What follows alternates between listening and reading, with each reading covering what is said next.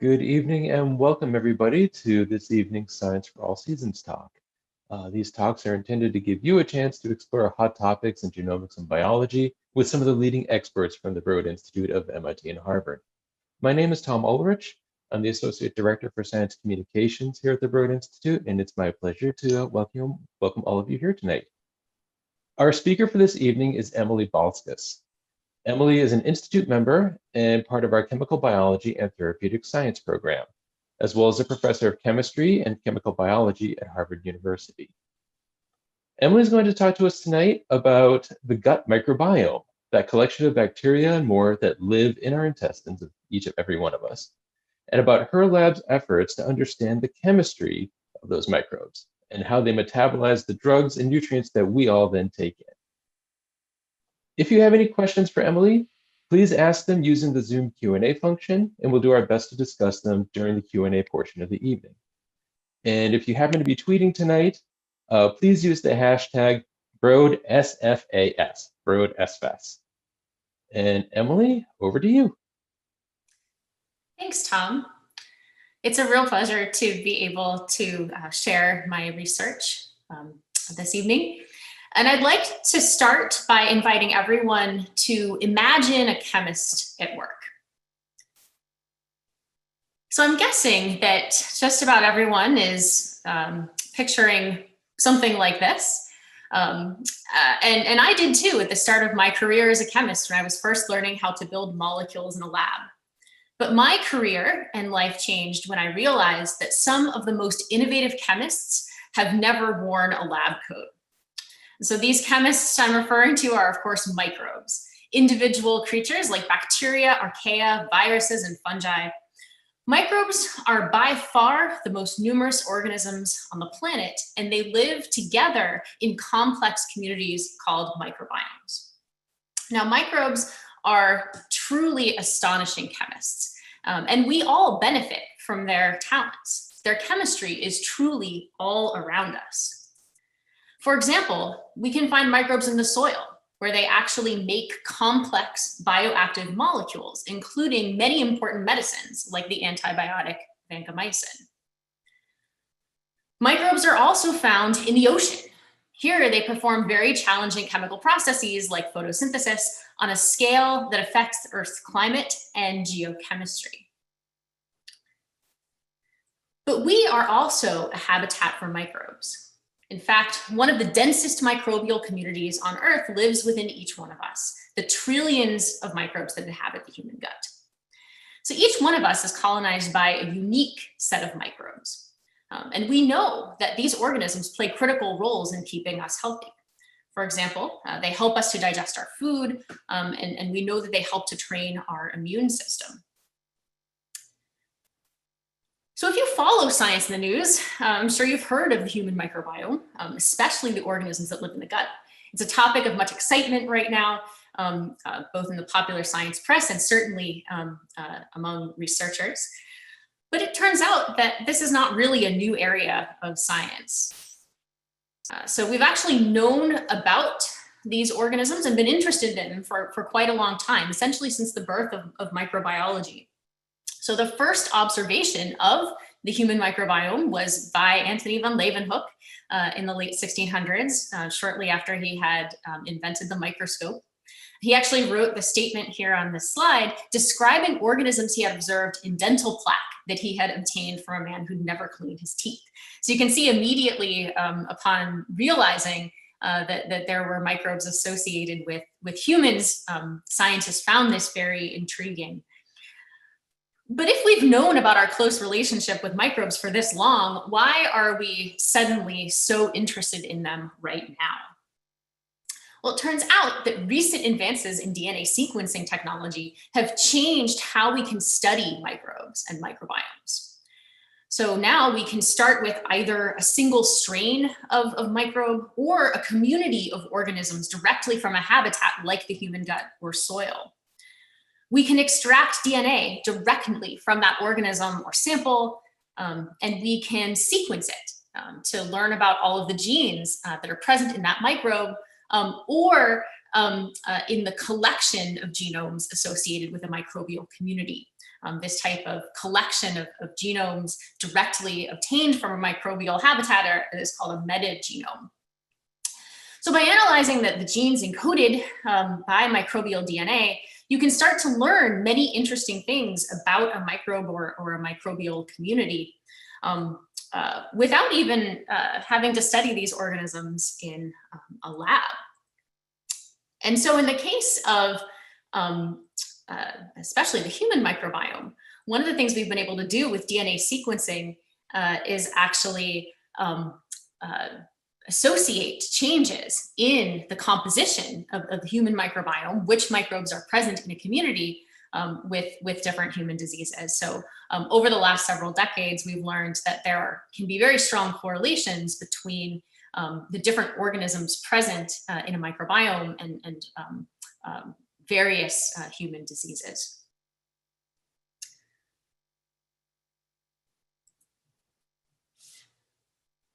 But it turns out that even though we have obtained all of this very interesting correlative information, we still don't have a great understanding of exactly how the gut microbiome affects host biology.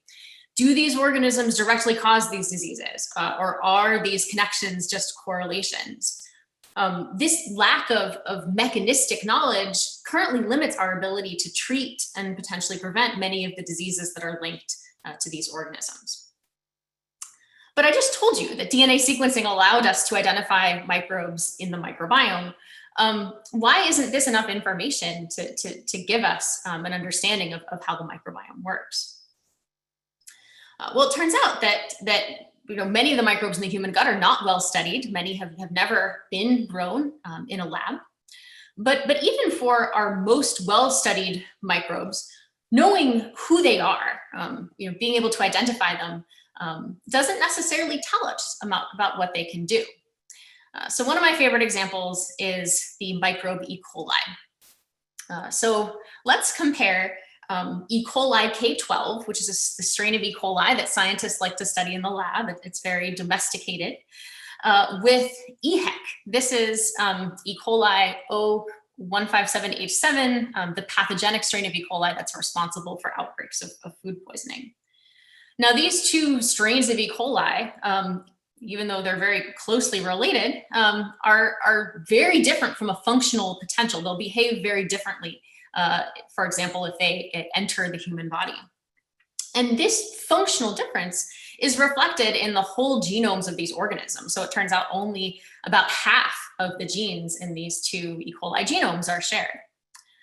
But if you look instead just at the bacterial gene that we use as a marker of identity, the gene that we use to tell which microbes are present in a microbial community, we see that this gene is essentially identical between these two organisms.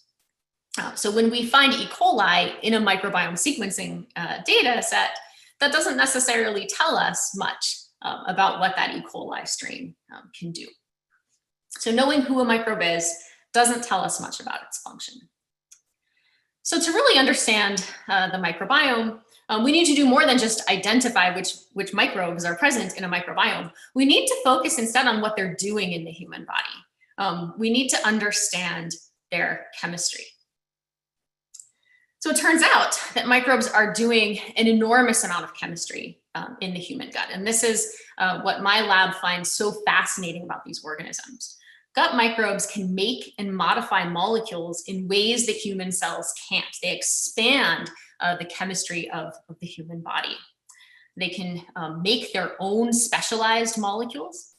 They can modify ingested compounds like dietary components and drugs in ways that our cells can't. They can even change the chemical structures of metabolites made by our body. It turns out that just like the composition of the microbiome varies with health and disease, metabolite production does as well. So the chemistry of the microbiome can also be very strongly linked to health and disease states. So to understand the microbiome, we need to really understand this chemistry and especially how it happens. So these chemical reactions are carried out by proteins called enzymes. These are protein-based catalysts that microbes and all living organisms use to accomplish chemistry. And my lab really believes that a key to unlocking the secrets of the microbiome lies in actually discovering and characterizing these enzymes. So for example, if we can discover a microbial enzyme that performs a particular type of reaction and the gene that encodes that enzyme, we can actually look at DNA sequences from human microbiomes and make more accurate predictions about what kinds of chemistry the gut microbiome can do, maybe correlate the abundance of those genes with disease. Enzymes also provide us with a really potentially exciting way of manipulating the gut microbiome. So as chemists, we can potentially synthesize small molecules that block the activity of enzymes. Indeed, this is what many of the drugs that we take do, block the activity of enzymes, prevent them from working. And if we can inhibit the activities of these microbial enzymes, we now can have powerful tools to study the role of microbial chemistry in microbiomes, and potentially even you could imagine developing drugs that actually target the microbiome and may help to treat or prevent disease. So over the last almost 10 years now, my lab has investigated many different types of gut microbial chemistry. So we've studied how microbes consume nutrients derived from food and the human host. We've studied how microbes can reduce the effectiveness of drugs used to treat heart failure and Parkinson's disease. And finally, we've also studied how microbes make unique complex molecules called natural products that can actually cause changes to our own cells and may lead to cancer. And so I thought today I would tell you a brief little vignette from each of these research themes that really emphasizes the different things that we've learned about the chemistry of the microbiome.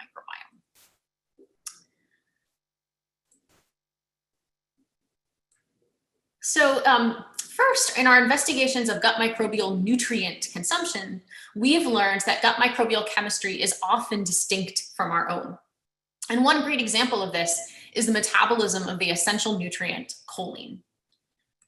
So this is the work of two talented former graduate students in my labs, Miranda and Ben, and a former postdoc, Spencer.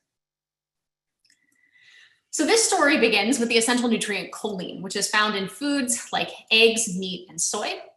Now, choline plays many important roles in the human body. It's really important for cell membrane structure and liver function. So it's really important that we consume choline in a diet. But we aren't the only ones who can consume choline.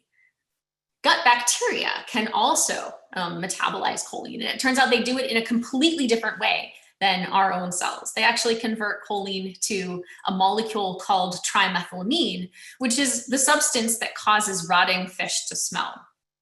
Now, trimethylamine production by the gut microbiome turns out to have been strongly linked to a variety of different human diseases, including heart disease, liver disease, and diabetes. But before my lab got interested in this pathway, we didn't know how microbes actually did this transformation. So in starting this project, my lab actually figured out the gut bacterial enzyme that's responsible for converting choline to trimethylamine. This enzyme turns out to be a member of a large group of enzymes called the glycol radical enzymes. So our enzyme, CUT-C, is a member of a larger enzyme family. Now this slide is meant to give you a sense of the diversity of the different chemistry that this enzyme family can do. So these are very special enzymes. You've probably heard of radicals and how they can do damage to cells. Radicals are species that contain unpaired electrons. They're very reactive. It turns out that these glycol radical enzymes have evolved the ability to harness and control the powerful reactivity of radicals to do useful chemistry. Now, humans don't have glycol radical enzymes, but it turns out that they're among the most abundant enzymes in the human gut microbiome. So many different types doing many different reactions. So again, our enzyme, CUT-C, was a new member of this family that metabolized choline. So we really wanted to understand it in detail, to understand exactly how it differed from the rest of the family, what made it unique. So we were able to obtain the enzyme in purified form and study its chemistry and structure in detail. So I wanted to share a crystal structure of the enzyme that we obtained with Kathy Drennan's lab at MIT. So this crystal structure shows choline in blue, bound in the active site of the enzyme, which is shown in green.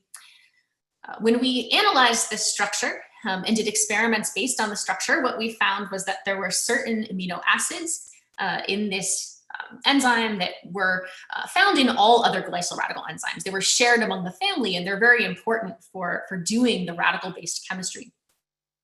We also found some amino acids here, highlighted in red, that are totally unique to our enzyme, CUT-C, and we think play a really important role in recognizing choline as a substrate and promoting the reaction with this particular molecule.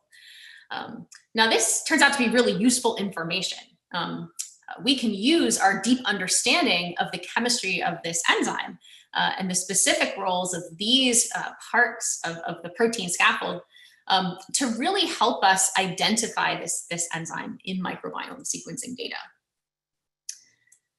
So this is what we next set out to do.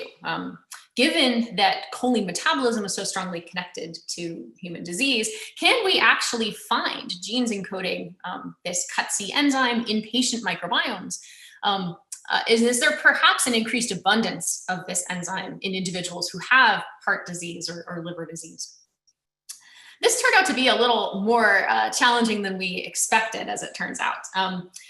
Because the glycol radical enzymes are such an abundant and diverse family within the human microbiome, telling different members of this enzyme family apart from one another when we looked at DNA sequencing data turned out to be really challenging. This made it difficult to accurately identify choline metabolizing CUT-C enzymes in the microbiomes of patients and investigate their connection to disease. So to tell you how we solved this problem, I'd like to take a little detour and actually introduce you to my family. So this is me and my 3 siblings. And it turns out that human families are actually a lot like enzyme families. So just like enzyme families, we are related to one another phylogenetically. And just like enzymes, we also have very different functions or jobs. Including my little sister, who's a grad student. She's kind of like an enzyme of unknown function. We don't really know exactly what her activity is going to be yet. So now for a moment, imagine that I asked you to predict our jobs from these photographs. If you were to consider just the information that might indicate we were related to one another, for example, our faces, this actually might be really challenging. Instead, what you'd like to do is to actually look at some of the tools we do to use to do our jobs, features of the photographs that more directly relate to our functions in the world. And it turns out that this is what we needed to do to better detect enzymes in our microbiome sequencing data. Instead of just looking for elements of the sequence that told us that the enzymes were related to one another, we really needed to focus on the unique features of the sequences that were more directly related to enzyme function. So we developed a method to do this bioinformatically, and we were then able to look at gut microbiome sequencing data, apply our very specific knowledge of the chemistry of this enzyme, and really improve the accuracy with which we could identify choline cleaving glycol radical enzymes, differentiate them from the many other members of this enzyme family. And so when we were able to then actually do this analysis with patient microbiome sequencing data, we were able to show that patients with liver disease actually have higher levels of CUT-C in their gut microbiomes than healthy individuals. So this is just a start, but it potentially supports the proposal that gut bacterial choline metabolism may be involved in liver disease. Okay, so switching gears now to our studies of gut microbial drug interactions. In this field of our work, we've really come to appreciate the variability of gut microbial chemistry. So as I'm sure we're all very familiar with the variable responses of different individuals who are receiving the same drug. This is a big problem for patients, and the factors underlying this variability still remain a big mystery. But my group really believes that part of this may actually involve the gut microbiota. So we know, for example, in many cases, gut bacteria can actually consume drugs that we ingest orally before they can actually enter the bloodstream. So this can mean that the structure of the drug is transformed, changing its activity. This can mean that less of the drug actually gets to where it needs to go in your body. So we've been studying a number of different drugs, but today I wanted to tell you a little bit more about our efforts to understand gut bacterial metabolism of the Parkinson's disease medication L-DOPA. And this is the work of a former graduate student, Vayu. Now, it turns out that it's been known for a very long time that there's a great deal of variability in how patients respond to L-DOPA, both in terms of how much drug is required for efficacy, but also differences in side effects that result from taking the drug. Now, we got very intrigued by the idea that perhaps microbial metabolism might be involved in this effect. So it actually had been known for many years that the microbiome as a whole could transform the structure of L-DOPA. So the community as a whole was known to perform a reaction called decarboxylation in the gut. Now, this reaction is actually very problematic for Parkinson's patients because it actually prevents L-DOPA from entering the brain, which is where it needs to act. Metabolism of L-DOPA outside of the brain is also associated with unwanted side effects.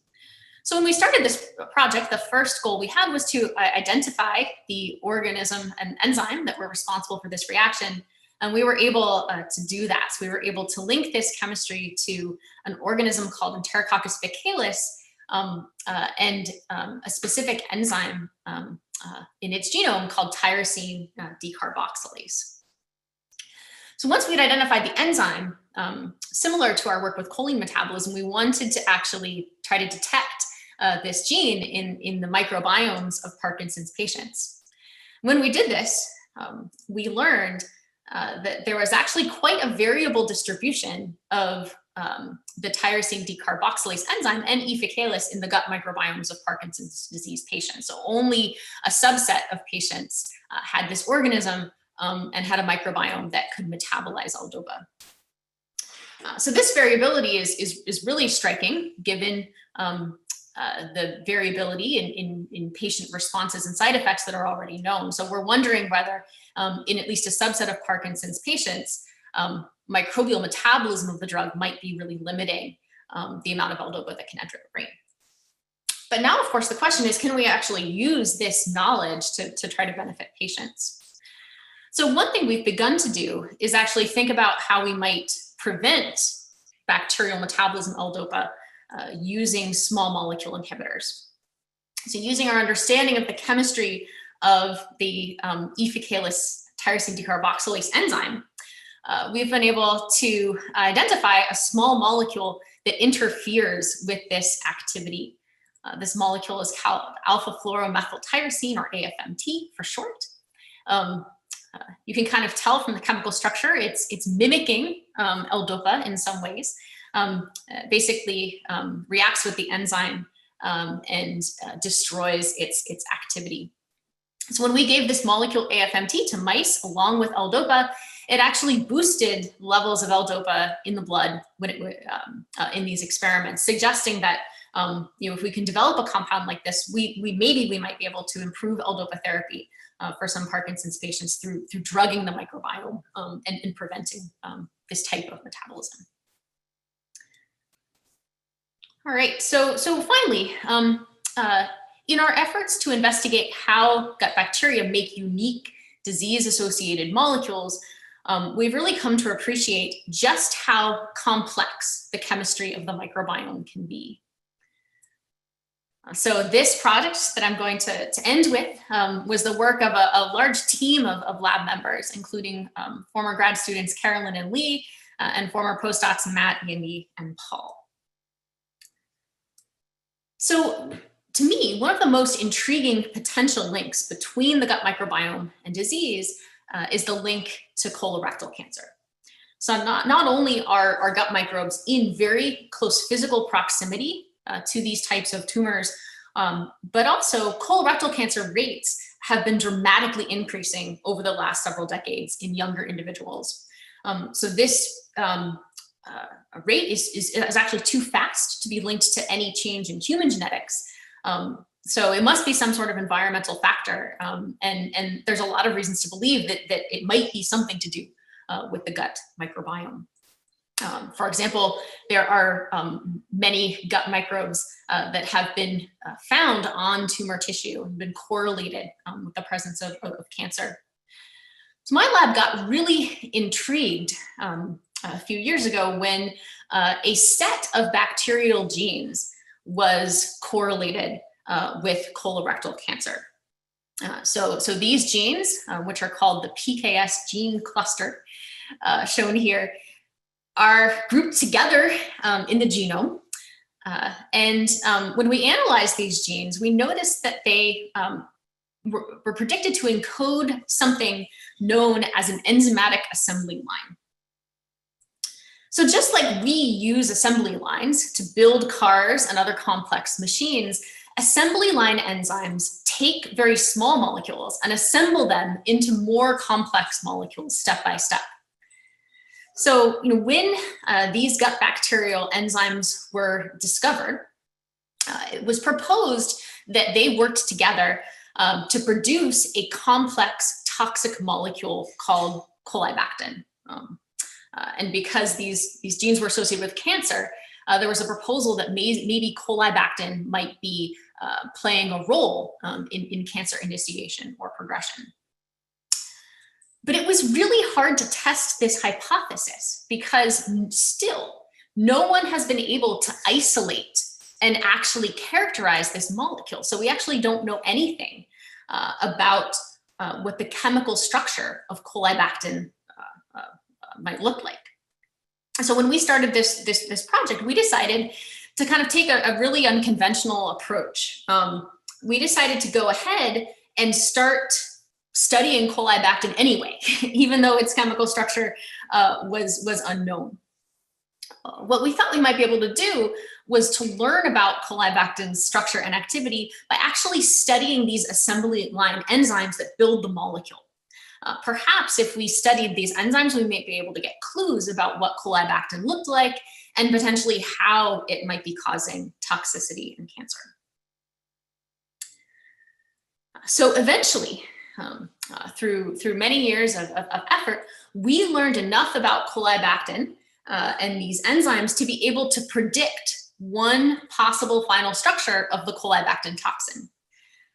Now, there are a few important things to note about this structure. First, it's obviously very large and complex. Second, it contains 2 cyclopropane rings. So these are 3-membered carbon-based rings. They are very small and strained, and they are often chemically reactive. So once we realized that there were cyclopropane rings in colibactin, we wondered whether these structural features might actually be allowing colibactin to react with DNA, causing DNA damage and ultimately toxicity. So to test this hypothesis, what we did was to actually expose human cells to colibactin-producing bacteria, and then try to use various chemical techniques to look for pieces of DNA that had undergone reaction with colibactin.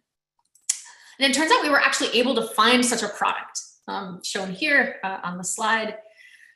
And this really confirmed that colibactin was capable of reacting with and damaging DNA. Now, interestingly, we were able to detect this same product when we exposed mice to gut bacteria that make colibactin. So this suggests that the product of this reaction between colibactin and DNA might potentially be a biomarker for exposure to the colibactin toxin. And this finding could actually be really useful when we think about studying colibactin's connection to cancer in humans, and also for diagnostic purposes.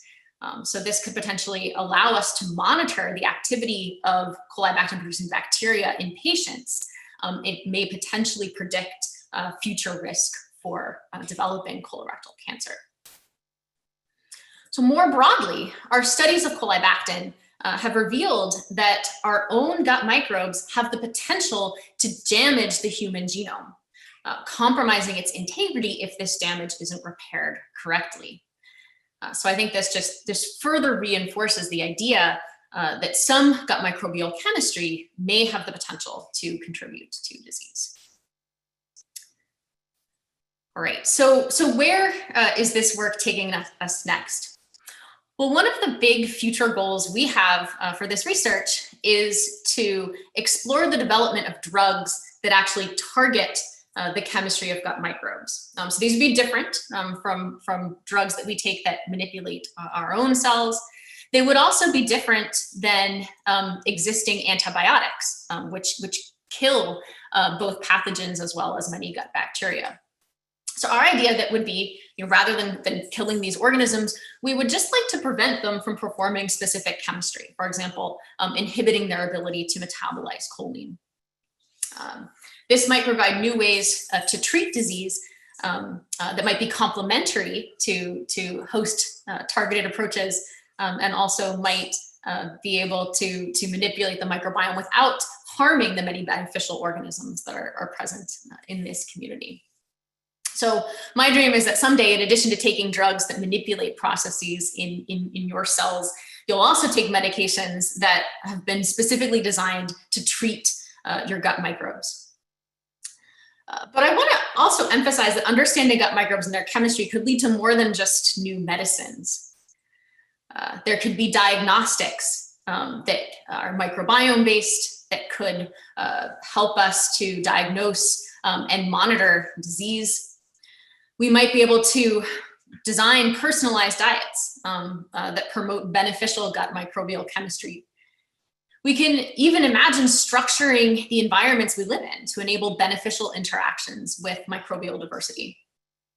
This is the future, I think, that could emerge when we start to think of ourselves not just as individuals, but as ecosystems. All right, so I'd now like to wrap up by just re-emphasizing what I think the key take-home message of this talk is. There's a really large need to expand our understanding of the chemistry of the microbial world. Right now, when we look at microbiome sequencing data and we try to generate hypotheses about what these communities might be doing, if we use only the chemistry that we understand, well, it's a lot like looking for lost keys under a single streetlight. We really only have a small amount of knowledge about what these organisms can do. To truly understand these communities, we need new ways of studying microbes and microbial communities that illuminate and discover new microbial chemistry. And my lab is very excited to continue our efforts and continue to work closely with biologists to pursue this goal. So I'd like to end by thanking the lab for their hard work and many contributions to all of the science that I've talked about. This is us this summer over Zoom. Thank you all for listening and for the opportunity to share our science. And I'd be happy to answer any questions. Thank you so much, Emily. And we do have questions that are coming in, but before I start diving into those, I wanted to ask one really quickly. How did you get interested in studying the chemistry of the gut microbiome? Yeah, that's a great question. So as you might have alluded, or might have kind of been thought from the beginning of the talk, I am actually a trained, I originally was a trained organic chemist. So I myself was trained to synthesize molecules in the lab. As I started to really have a great appreciation for how hard it was for synthetic chemists to make molecules in the lab, I got interested in how nature made molecules. And then, was drawn to microbes because they make some of the most beautiful natural products, these beautiful complex molecules. And that had been so hard for me to make in the lab as a chemist. I wanted to know how they did it. And I think that the timing was pretty great. And when I started my postdoctoral research after graduate school, that was right when the Human Microbiome project was beginning to sequence the microbiomes of healthy individuals. In the context of just following that work, I think I started to pretty quickly realize that there was a lot of chemistry that we just didn't understand. Most genes, 85% of the genes in the healthy human gut microbiome can't be linked to known activities. So it seemed like a really great opportunity for someone who is interested in microbial chemistry. Actually, that's a great answer leading into one of the questions that came in, which is whether or not anyone has ever cataloged all of the enzymes, and I'm assuming the question means both bacterial or microbial and host, that are present in the human gut. So there have been a number of studies that have attempted to assemble gene catalogs. So through sequencing the microbiomes of many, many people, trying to identify all of the genes that are present in those collective habitats. And you can ask some really interesting questions like, are there genes that are shared, genes, enzymes that are shared by everyone? What fraction of the genes are unevenly distributed? What fraction of the genes are found in microbes that we have cultivated? So all of those studies have kind of reinforced something that we knew even from sequencing the genomes of organisms like E. coli. There's a huge fraction of genes in microbes and any organism that have unknown functions. So in the case of E. coli, I think it's something like 30 to 40% of the genome consists of genes of unknown function. So that's true of other microbes. The numbers are even higher. So we do have a sense of the scope of the genetic potential associated with microbiome. As we sequence more and more people, that catalog of genes just gets bigger. But the problem of not understanding what those genes do also just gets bigger and bigger. Great, thank you very much. And then another question that's come in, and you touched on this a little bit, I think, relates to diversity in some ways.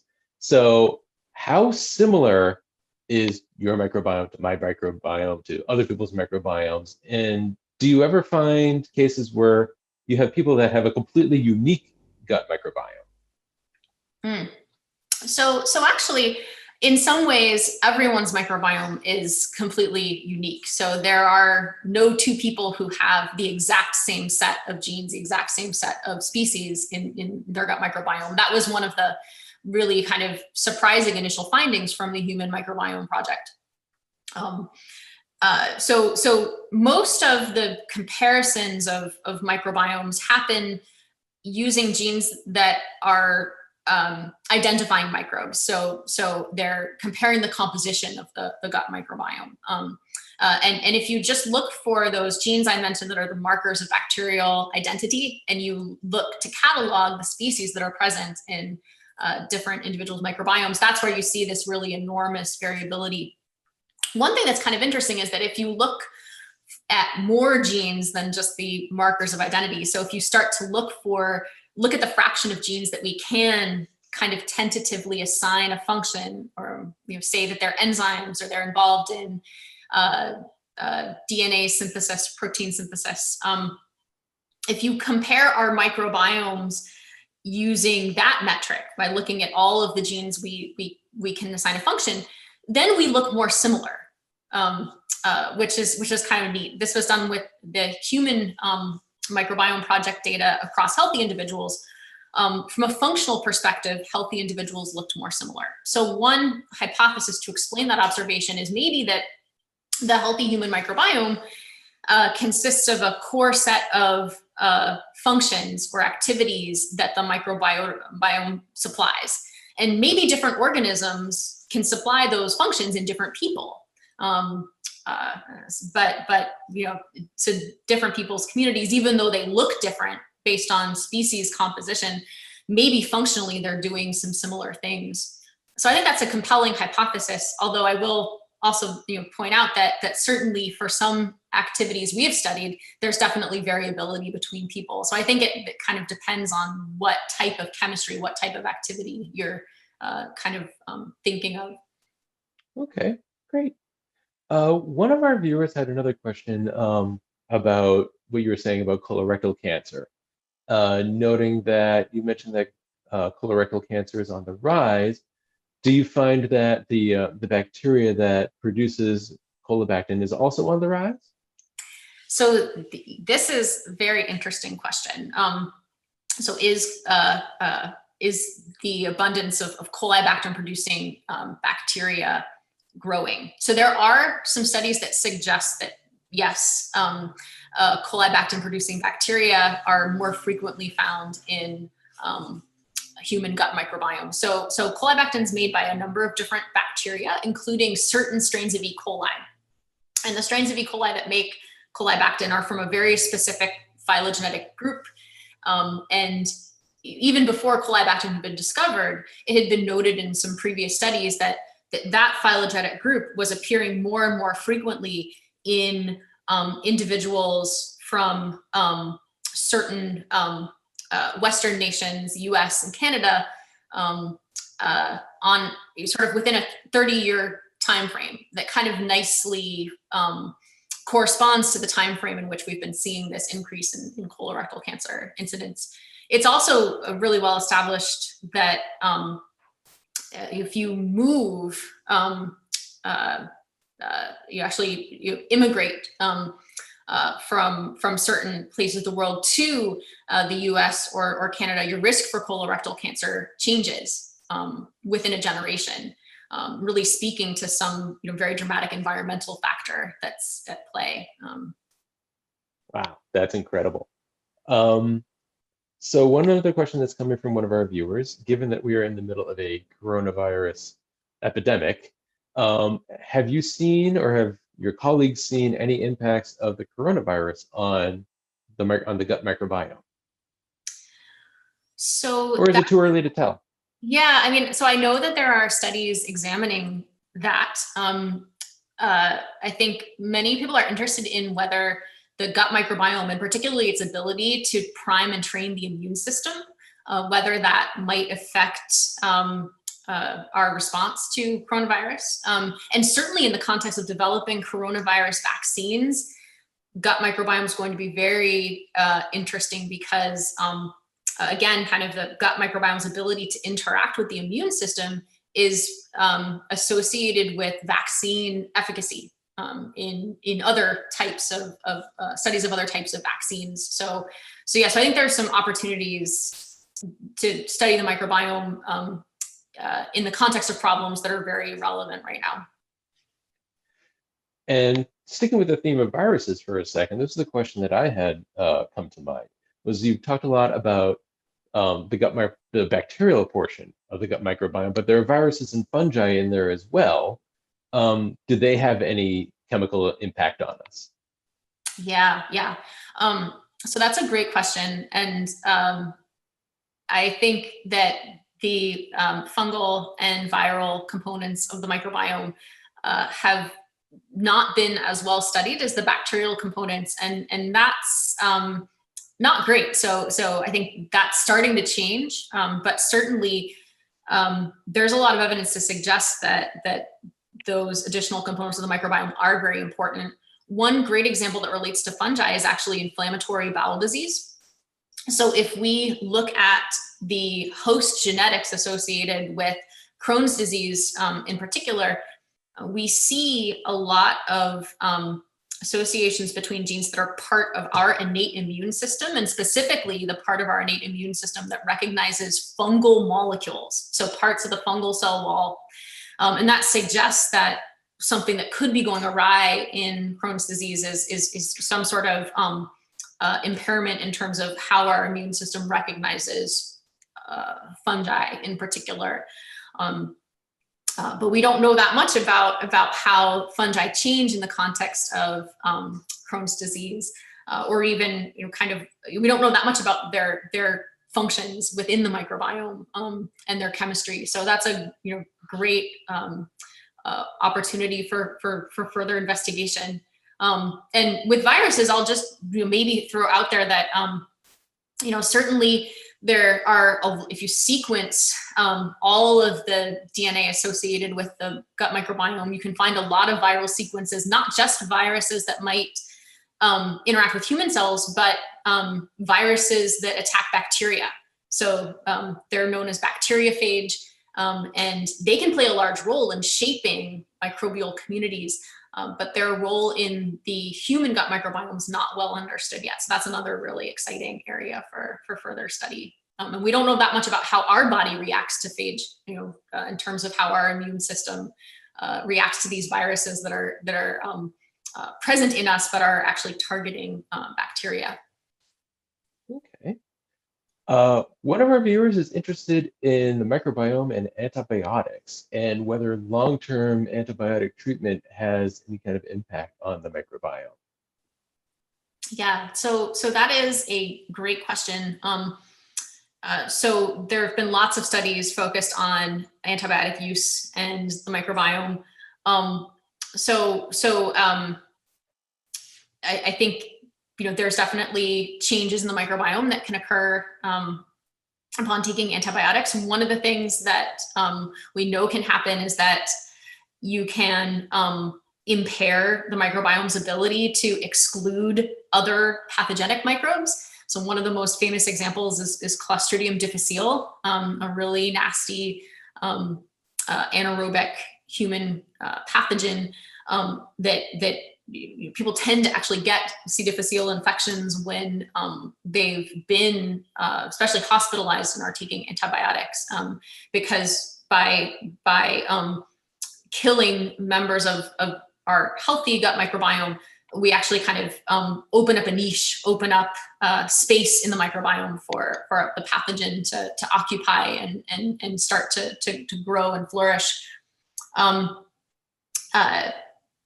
Studies have looked at your sort of microbiome recovery after treatment with antibiotics, and so there is some good news, I think, to be had there, in that certainly there's been plenty of studies that do show the microbiome can recover after taking antibiotics. But plenty of animal studies also show that, especially with repeated antibiotics and especially early life exposure to antibiotics, there could be some evidence of increased disease risk later on. So I think that there are many reasons to think about being very careful with how we administer and manage antibiotics, and collateral damage to the microbiome is certainly one thing to consider. All right. Are there any other ways that the microbiome and us interact besides enzymes? Are there other kinds of biomolecules that signal back and forth or have any kind of activity? Yeah, so that's another great question. Essentially every type of molecule associated with a microorganism is built by an enzyme. So I think that is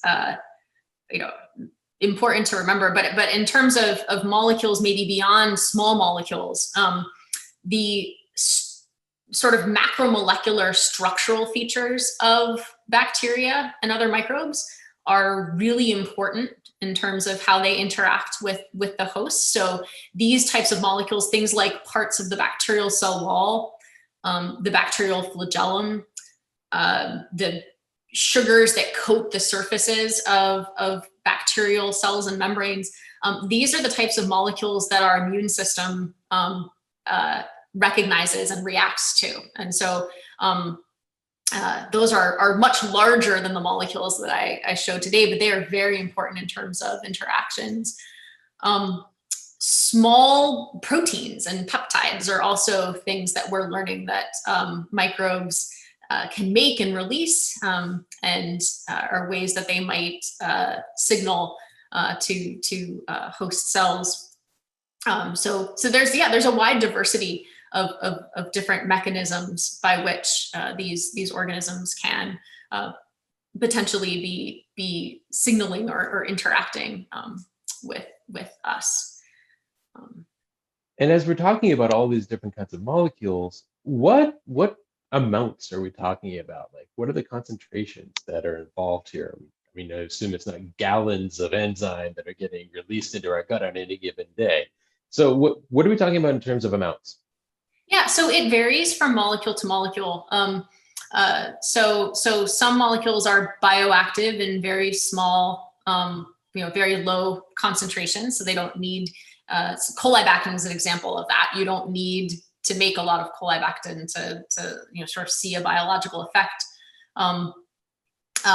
Other microbially produced small molecules accumulate and circulate at concentrations that are as high or higher than some orally administered drugs.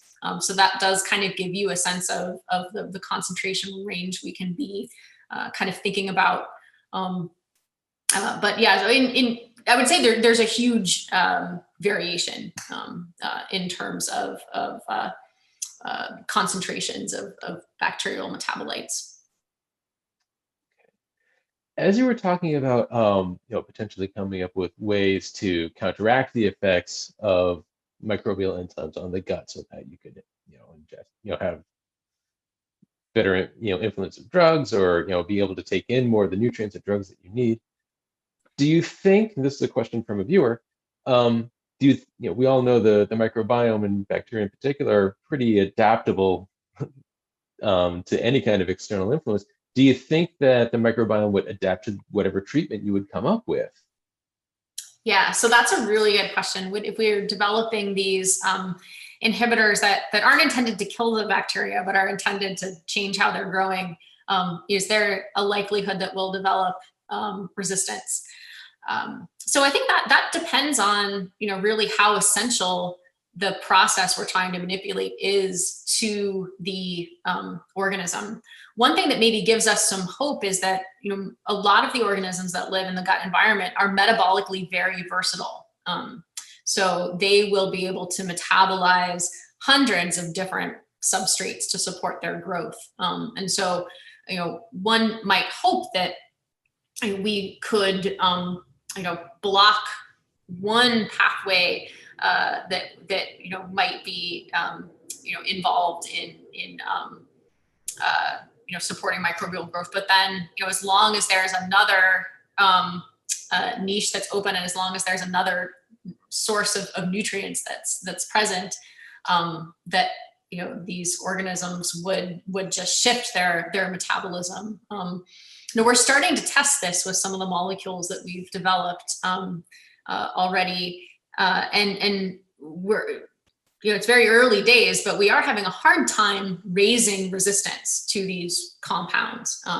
So hopefully, we will be able to, again, if we're not targeting processes that are essential under all conditions, we may avoid that selective pressure to evolve. But we'll see. Okay. We had a question come in that I think may have to do with like the educational pathway or the research pathway we might take to do the kinds of work that you do. What aspects of organic chemistry do you think are most useful to use and to know if you're trying to decipher the chemistry of the human gut microbiome? That's a really interesting question. So I actually teach the second semester of organic chemistry at Harvard. It's called the Organic Chemistry of Enzymes, and I think that there's kind of a core set of or organic chemical reactions that are really important for central metabolism. And I think that really kind of understanding those, I think, is very very important. I think there's obviously also more exotic chemistry happening in the microbiome. So colibactin is a great example of a really complex molecule. But I think it kind of depends on what types of metabolites and activities you're interested in. I mean, I think at the end of the day, what is probably most important is the biological effects of these molecules, and a lot of very simple molecules can have very profound biological effects. So I think organic chemistry is, I see it as being a critical part of understanding biology. I don't know if everybody would agree, but I think that certainly for us, having an understanding of reactivity and a knowledge of organic chemistry, it allows us to make predictions about what enzymes might do. It also allows us to start from a new transformation that may not have an enzyme assigned to it and generate hypotheses for what type of enzymatic chemistry might be possible. So I think we've found it to be very, very useful in many different contexts. So in the couple of minutes that we have left, I want to throw one more question to you. Where do you see our understanding of these interactions between our microbiomes and us going in the next 5 or 10 years? Wow, yeah, that's a really fun question to think about. I think that our knowledge is only going to increase. I think that there's, back when I started our lab almost 10 years ago, the microbiome field was not thinking that much about chemistry. They were very much at the stage where the sequencing aspect of this was still very new, and there was a huge effort to just sequence as much as possible. And now I think that the microbiome research community has kind of realized that there's a limitation to kind of how much mechanistic information you can really get out of that sequencing data. So it's been really fun for me to see that a lot of people in the microbiome space are now starting to get very interested in metabolites and in the chemistry that the microbiome can do. So, for example, there have been in the last year 2 large-scale screens of gut microbes for drug metabolism that revealed hundreds of potential new metabolic events that we didn't know were happening. So I think we'll see more of that. But what I hope we'll get to in the next 5 to 10 years is really kind of fully integrating this chemical knowledge with some of the big data, and especially with clinical studies. So to really design clinical efforts that will incorporate efforts to also characterize chemistry and metabolism. And by that time, we may also have a better understanding of this concept of drugging the microbiome. I think microbiome-based therapeutics, whether they're small molecules, organisms themselves, food for microbes, prebiotics, these things are all kind of progressing towards really being applied clinically, and hopefully within that time we'll really know what types of microbiome-based therapeutics are working, and hopefully we will also have more information about how they're working. And that mechanistic information, I think, will then be really useful in kind of deciding how do we move forward and developing more therapeutics that could target these organisms. Well, thank you so much, Emily, for your wonderful talk, for answering all these questions from our viewers. And to the viewers, thank you to all of you for joining us this evening. We hope you enjoyed tonight's talk. If you like what you heard, then consider watching some of the other talks from the Science for All Seasons series. You can find all of them at broadinstitute.org/SFAS. A recording of tonight's talk will also be posted to our YouTube channel at youtube.com/user/Broad Institute. To see this recording and to find out about other live streamed events and recorded videos that we've made, consider subscribing, and please tell your friends and family to subscribe as well. Thank you so much again for joining us this evening, and have a great night.